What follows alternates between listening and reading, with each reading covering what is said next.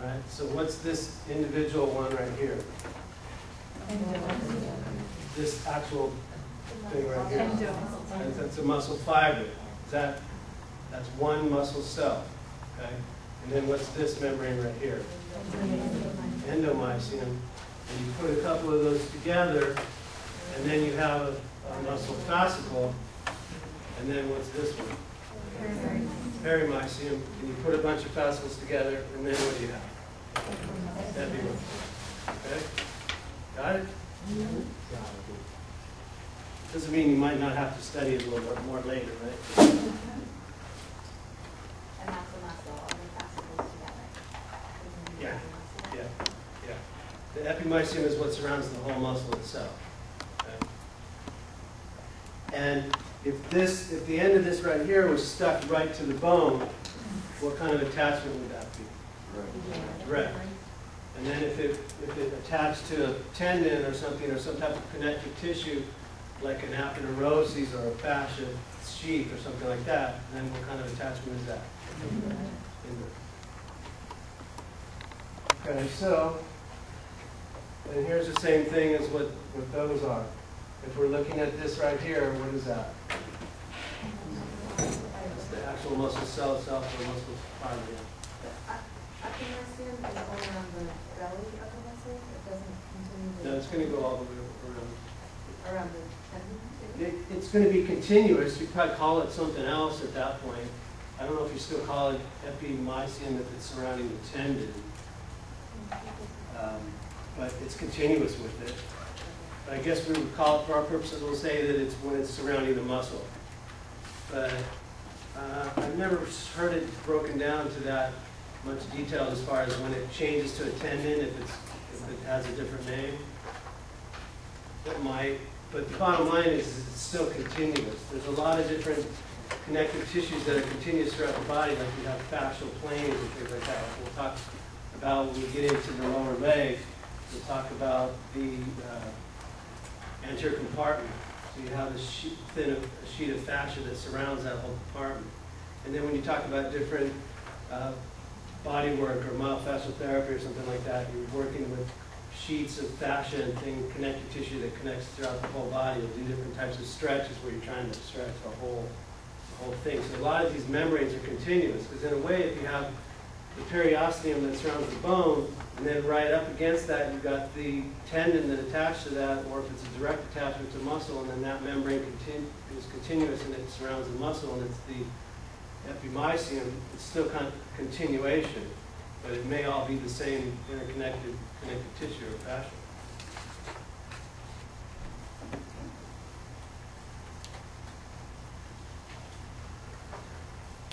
All right, so let's see. So, yeah, again, here's the individual muscle cells, and then these right here are striations. Okay, those are what go perpendicular to the long axis of the muscle cell. And then muscles are going to contract. So here's a tendon, so we have an indirect attachment. And then which side would this be on? Would this be the origin or the insertion? Origin. Right. Origins are usually proximal. Insertions are usually distal. When a muscle contracts, the insertion moves towards the origin.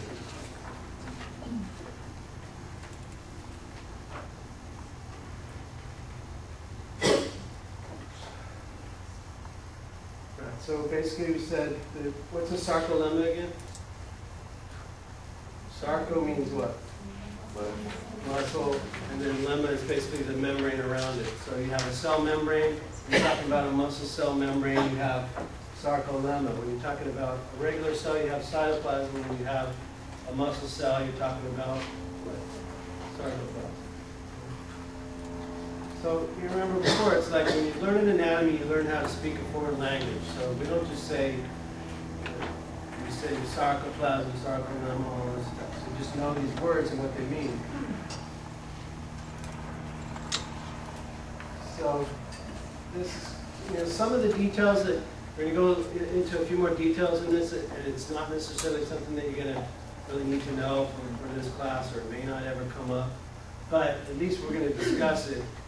And I'll go over later exactly what are you going to be responsible for to know for this class. And tonight we're going to be doing stuff off of, there's going to be 2 study guides later to study for this.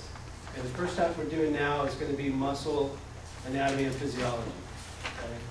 So there's a study guide on the secure sheet for that, secure site. And then there's another one that talks about muscles of the trunk, the head, the neck, and the trunk. Okay? So that's going to be like part 1. This is part 1, then we're going to do part 2 later.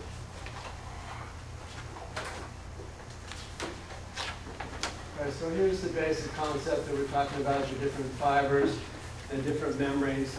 The different membranes and the makeup of the muscle, that's stuff you need to know. Okay?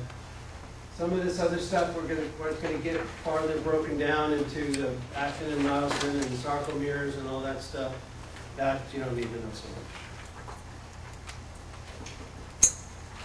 Okay.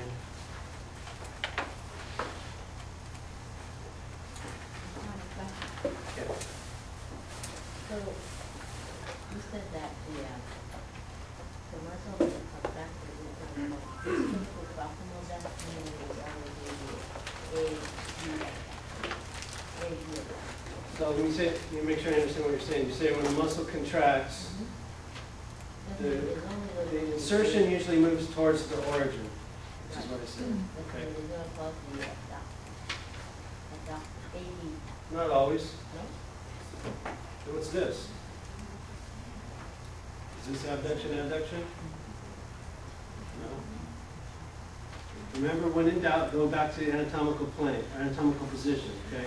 This is anatomical position, and then what plane is this?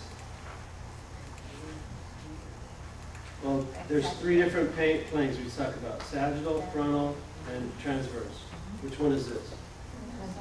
Okay, so when you move back and forth in the sagittal plane, then what kind of action is that? Flexion and extension. Right. So in this case, the insertion is moving towards the origin. In this case, it's flexion. Okay? In the case of this muscle back here, it's going to be what? Extension, which is the opposite. But if the insertion is anchored, then the origin can move towards the insertion in different situations. Okay? Like I said, if the pectoralis usually is going to move the humerus this way, but if the distal part is stabilized, then it's going to move the origin towards the insertion if you're doing a pull-up. Okay? So muscles are going to do all kinds of different actions. They can do pronation, supination.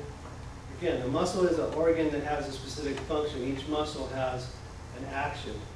Some of them have more than one action. Sometimes they can, like the deltoid is going to have 3 different groups. The front part's going to do this, the middle part's going to go this way, and the back part's going to go that. If they all act together, then you're going to have this.